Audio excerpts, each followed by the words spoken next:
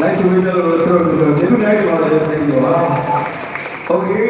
နောက်တစ်ခုကတောင်းဆိုရတဲ့အချိန်လို့ပါ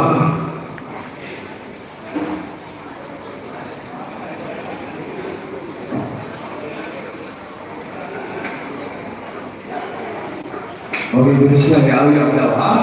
ဆိုတော့ဆက်ပြီးတော့မှတို့ဝေးပြီးတော့တောင်းဆိုပါလေယူကြည့်လေပြငါယူကြည့်လိုက်ရပါတယ်ငါယူကခိုင်းကောင်းတော့အရောက်50ကျော်အရောက်50ဆိုတာလည်းရတယ်နိုင်ကြည့်ပြီးတော့အဲ့ဒါကိုဆက်ဆောက်